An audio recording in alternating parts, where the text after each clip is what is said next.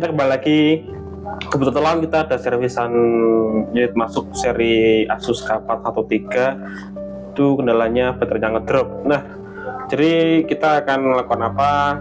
Kita akan cuman bongkar aja sama ngecek di bagian dalamnya, cek bongkar itulah. Nah, untuk spesifikasi unitnya ini pakainya serinya dulu aja guys. Serinya K413EG dengan prosesor Core i5 Gen 11 sama pakai Nvidia MX 350, dan ini keyboardnya udah backlight sama RAM-nya berapa? RAM-nya 8, SSD-nya 256GB NVMe. Nah, untuk yang lain itu paling yang layarnya 14 in biasa IPS, sama udah ada bawaan Office Home Student 2021 ya. Untuk yang spesifikasi lain paling itu aja, paling cuma warna lain ada 3 variannya, yang warna pink ini, hitam sama silver. Nah, untuk berlanjutnya kita lanjut untuk cek bongkar lanjut aja ya. Ayo monggo. Oke, kayak lagi yang masalah bongkar ya, bautnya udah dilepas semua nih, udah tak coba lepas dan nak buka. Ini tinggal buka bagian casing belakangnya aja. Nah, karena ini laptop servisan sudah pasti jadinya dipakai gitu ya, jadi sudah pasti kotor di bagian kipasnya dan di kawan-kawannya. Cuman nanti setelah kita proses itu servis dan kawan-kawan, ini bakal kita bersihin semua biar lebih clean. Oke. Disclaimer di awal, di sini yang terlihat dulu aja ya, yang dibongkar kita K413S, baterainya 11 volt 11,55 volt dengan 42 Wh. Itu untuk penggunaan standar bisa sampai 10 jam. Jadi tergantung sama settingan di bagian laptopnya, kan ada settingan performance, balance sama whisper mode. Nah, semakin kecil penggunaannya bahkan akan semakin awet. Tapi nih pemakaian udah digeber banyak dikasih ataupun yang berat, bakal cepat habis juga gitu di bagian baterainya, yang terbilang sudah cukup awet untuk seri-seri saat ini gitu. Walaupun ini udah beberapa tahun yang lalu, tapi masih layak untuk dipakai. Lanjut untuk yang lain, yang terlihat dulu lagi ini RAM ya. Di sini RAM-nya onboard, jadi 8GB tanam, nggak bisa diapa-apain, soldered. Kalaupun mau diganti itu nggak bisa, cuman resikonya bisa mati yang nggak cocok atau masalah di laptopnya gitu. Kalau suatu saat memang mau upgrade, baiknya dipikirkan di awal mau ambil 8GB atau yang 16GB. Lanjut yang selanjutnya, ini apa? Ini cuman VRAM buat VGA-nya, jadi yang di Nvidia MX-nya.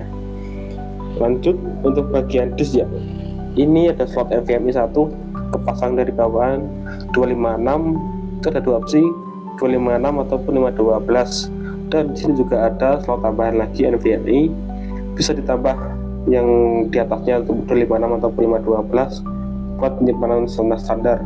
Jadi yang di sini buat Windows, di sini buat penyimpanan datanya kalau emang butuh banget penyimpanan tambahan lagi.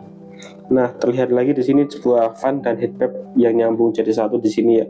Di fan-nya itu ke sana nyembur keluar ke bagian bawah layarnya, yang memungkinkan resiko di bagian layar itu bisa kena burn in ataupun bagian layarnya bermasalah.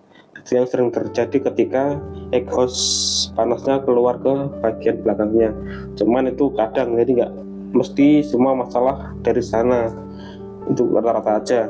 Jadi untuk pendingin FFG 11 sama MX cuma dibekali 1 kipas saja di sini.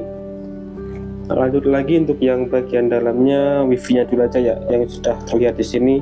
Ini wifi 6AX yang sudah cukup untuk kecepatan saat ini, walaupun sekarang udah berapa wifi-nya serinya.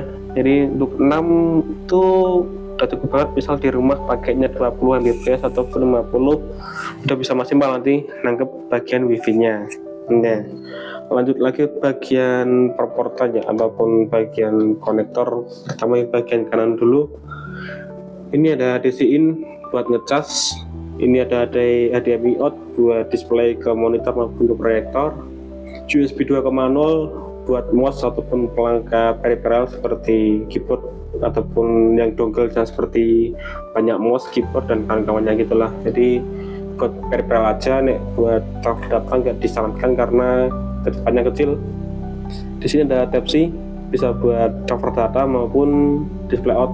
Cuman ada beberapa Type-C yang nggak support display out, cuman support transfer data aja. Lanjut di sini ada untuk port audio out, bisa pakai headset, cuman ini yang langsung satu ya, nggak ada dua. Soalnya seri gaming kan ada dua, buat mic sama buat head gitu. Jadi ini jadi satu, mic sama headsetnya. Lanjut di bagian kirinya, ini juga sama, cuman ada dua USB. Yang ini 3,0 bisa buat transfer data yang lebih cepat lagi dari bagian kanannya. Nah, lanjut lagi di sini ada SD card buat misal kalian punya kamera ataupun pekerjaan kalian di bagian SD card ataupun butuh SD card, tinggal dilepas dan pasang di sini bisa langsung diakses gitu. Nah, sebelahnya ini cuma ada indikator ya nyala dan sama chargingnya. Paling untuk review bagian dalamnya seperti itu. Nah, buat teman semua yang mau dicek bagian dalamnya ataupun ada misalnya kita ada servisan, bisa request aja di kolom komentar, nanti kita bantu buatkan videonya. Terima kasih. Oke, jadi itu tadi yang kita bahas dari servisan masuk kali ini ya, yaitu K413. RAM-nya cuman onboard 8GB, cuman itu ada dua opsi dari Asusnya, dari yang 8GB sama 16GB. Soalnya itu onboard nggak bisa ditambah, nggak bisa dikurangin ataupun diotak-atik lah. Kalau mau diotak-atik resikonya bisa mati gitu. Jadi nih misal butuhnya 8GB ya udah ambil yang 8GB, tapi kalau butuh yang 16 ya udah ambil yang 16, tergantung kebutuhan kalian semua. Untuk disk SSD itu ada dua slot ya, yang bawaan 256 sama biasanya dari service center ataupun penjualnya itu ada dua opsi, 256 sama 512GB. Jadi misalnya yang sekarang 256GB karena ada satu slot kosong, jadi bisa ditambah NVMe lagi, bebas ukuran mau berapa, 128, 256, 512, 1 tera atau di atasnya yang 2 tera biasanya. Maksimal ada beberapa seri mentok 1 tera, ada yang mentok 2 tera gitu, jadi nggak mesti.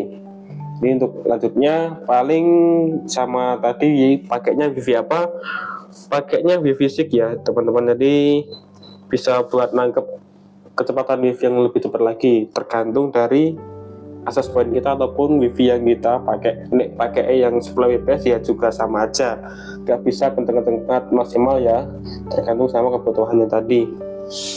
Untuk yang lain VGA-nya MX 350 itu udah bisa buat apa aja, sama yang prosesor ya Core i5 Gen 11 dibekali dengan MX 350 Nvidia, itu bisa buat apa, bisa banget buat desain untuk ringan-ringan, contoh yang casual kayak Photoshop, Illustrator yang untuk masih anak kuliah lah, bukan yang untuk lo kerja. Nih udah kerja paling pakai yang desktop aja ataupun yang seri gaming.